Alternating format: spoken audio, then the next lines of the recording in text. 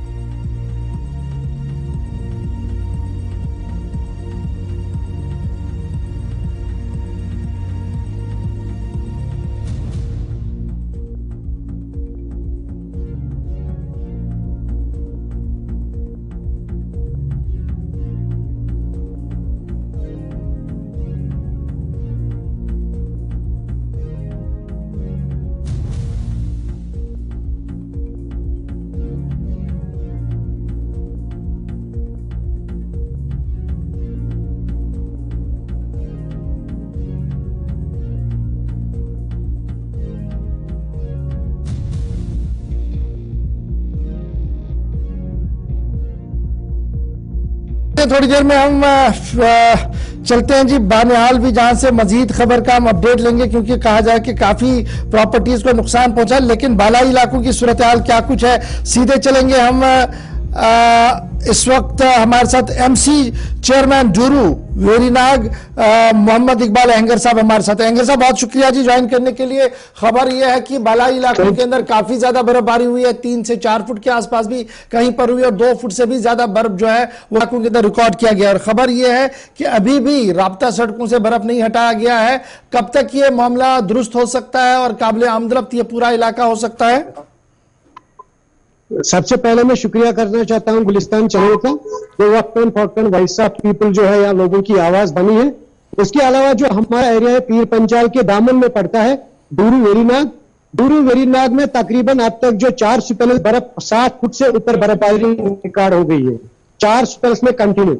हमने पूरी कोशिश की डूरू वेरीनाग और जो हमारा टाउन है उसके साथ जो वेसिनिटी है, वेसिनिटी के साथ जो हमारा रूरल एरिया है जो अर्बन के साथ कनेक्ट होता है, तो उसको हमने क्लियर करने की कोशिश की। उसमें हमने 3 फेज बनाए, P1, P2 and P3। P1, P2 हमने क्लियर किया, P3 में हम इस वक्त जा रहे हैं, PRT 3rd में, जिसमें हमारे कुछ और रोड बढ़े वो शाम तक, आज देर तक क्लियर हो जाएंगे। जो इंटीरियर लिंक से हमने कनेक्ट किए, जो मेन पाइपलाइन और लाइफ लाइन होती है NH44 की, वो हमने कनेक्ट किए। इंटीरियर और जो फार फ्लंग एरिया है वो हमने कनेक्ट किया। उसमें हमारा municipality, mechanical department, RNB, PMGS में अच्छा रोल रहा। इस वक्त भी हम ऑन ग्राउंड टाउन में हैं। टाउन में इस वक्त हम डूरू वेरीनाग स्नो लिफ्टिंग 4 दिन से कंटिन्यू करते आ रहे हैं। यहां से बर्फ उठाकर दूसरी जगह, क्योंकि हम चाहते हैं कि टाउन में ऐसी कंजक्शन न हो जिससे रूफ्स का जो बर्फ नीचे आया उससे थोड़ा हैवी स्नोफॉल लग रहा है। तो 4 दिन से हम कंटिन्यू टाउन्स में स्नो लिफ्टिंग कर रहे हैं। और मेन जो हमारा इंटीरियर वो भी हमें कनेक्ट हुआ। अब लेन्स का मसला है, मैनुअली जो लोगों का जो रूफ्स का जो बर्फबारी नीचे ले नहीं पाया, उसमें हमने आज मैन पावर हायर किया और मैन पावर उसको उठाने की कोशिश करे। उसमें हमने ट्रैक्टर्स लगा दिए हैं, वो उठाने की कोशिश कर रहे हैं। क्योंकि आप जानते हैं कि जोरीनाग डूरू जो है गेटवे ऑफ कश्मीर भी और टनल के किनारे भी पड़ता है। तो हम कोशिश करें, श्रीनगर में ऐसी बर्फबारी नहीं हुई, अनंतनाग या बाकी जगह नहीं, खाली ये डूरू वेरीनाग में इतनी बर्फबारी और हमारे फार फ्लंग एरिया में कोशिश कर रहे हैं उनकी। हमने कोशिश की जो पहले दिन से कि जो मेन पाइपलाइन अनंतनाग डूरू वेरीनाग है जिसकी इंटीरियर स्पीड है वो SDH डूरू और डिस्ट्रिक्ट हॉस्पिटल से कनेक्ट किए हमने। तो अब कुछ लेन्स बचे हुए हम देर रात तक क्लियर करेंगे सर। यानी क्या हम ये उम्मीद करेंगे कल तक पूरा नॉर्मल हो जाएगा, रेस्टोर हो जाएगा? बिल्कुल बिल्कुल सर, मैं खुद मॉनिटर कर रहा हूं। मैं रात भर 24/7 हमारी म्युनिसिपैलिटीज के मैन पावर मशीनरी लगी है।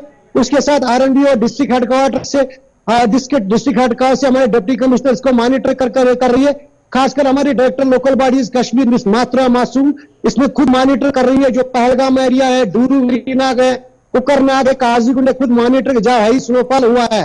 तो देर रात तक हम जितने भी अब बचे कुछ रोड है वो हम देर रात तक कनेक्ट करेंगे। मैं रात भर खुद मशीनरी के साथ, आप देख रहे हो हमारे बीच अभी भी मशीन्स लगे, टिपर्स लगे, डंपर प्लेसेस लगे, ट्रैक्टर्स लगे हैं, मैन पावर मशीनरी लिफ्टिंग चल रही है।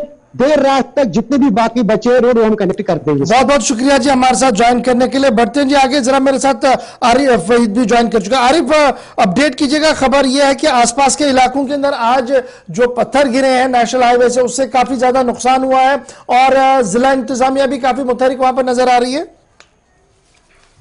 जी बिल्कुल गौर सर, मैं आपको बताना चाहूँ कि जहाँ पर बर्फी और बर्फबारी की वजह से जो है कौमी शहर की सूरत हाल थोड़ी सी गंभीर रही थी, उसके चलते जो है आज जबलपुर की कौमी शहर की ये चीज देखने को मिली कि कटिंग की वजह से जो नेशनल हाईवे अथॉरिटी की जानिब से जो वर्किंग एजेंसी काम कर रही है लोगों ने इल्जाम लगाया और उन्होंने उनके रिहायशी मकान के सामने जो है एक बड़ा पहाड़ जो है वो खिसक कर आ गया।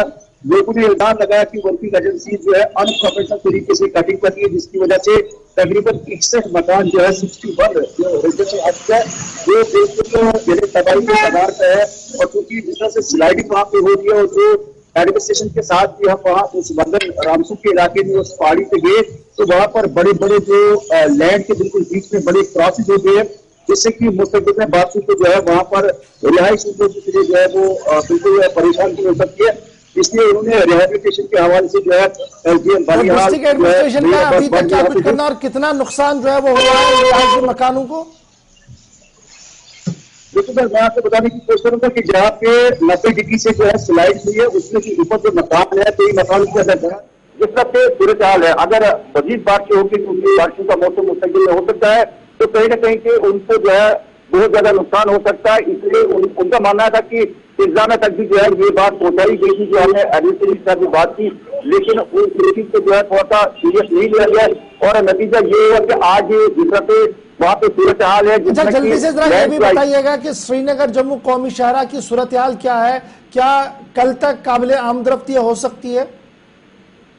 जी बिल्कुल सर, मैं आपको बताने की कोशिश करूंगा कि जहाँ पे गजल के इलाके में जिसका मैं जिक्र करा था वहां पर भी भारी तादाद में है वो मिट्टी गिरकर आ गई थी। कई डेड बॉडीज को भी जो है आज क्रॉस होने में दिक्कतें होगी, क्योंकि कुछ देर लोगों का भी एहतजाज रहा कि जनाब हाईवे पे बनना बहुत जरूरी है, ये सबके लिए है, लेकिन इसके साथ में रिहेबिलिटेशन लोगों को भी नुकसान नहीं होना चाहिए। उसके बाद अगर बात करें केला मोड़ के मुकाम पे जो है जो पत्थर खिसकने के वाक़ात अभी भी हो रहे हैं, तो उसको देखिए जो है यहाँ पर फिलहाल ये दरमांदा गाड़ियां थी, कई गाड़ियों को निकाला गया रामबन वाले सेक्शन में, लेकिन अगर देखें तो इस वक्त काम जो है जारी है। उम्मीद है कि कल मॉर्निंग में जो है ट्रैफिक की आवाजाही को यकीनी बनाया जा सकता है। अगर मौसम बेहतर रहा। बहुत शुक्रिया जी आरिफ वहीद हमारे साथ ज्वाइन करने के लिए। 2 दर्जन से ज्यादा मकानों को नुकसान पहुंचा है। वर्किंग एजेंसीज पर इल्जाम है कि रोड कटिंग और बोल्डर को हटाने का जिस तरीके की मुहिम छेड़ी जाती है उससे रिहायशी मकानों को नुकसान पहुंचा है। जिला इंतजामिया मौके पर पहुंची है, हालात का जायजा लिया जा रहा है और माकूल और मुनासिब मुआवजा दिया जाए इसका मुतालबा भी अवाम की तरफ से किया।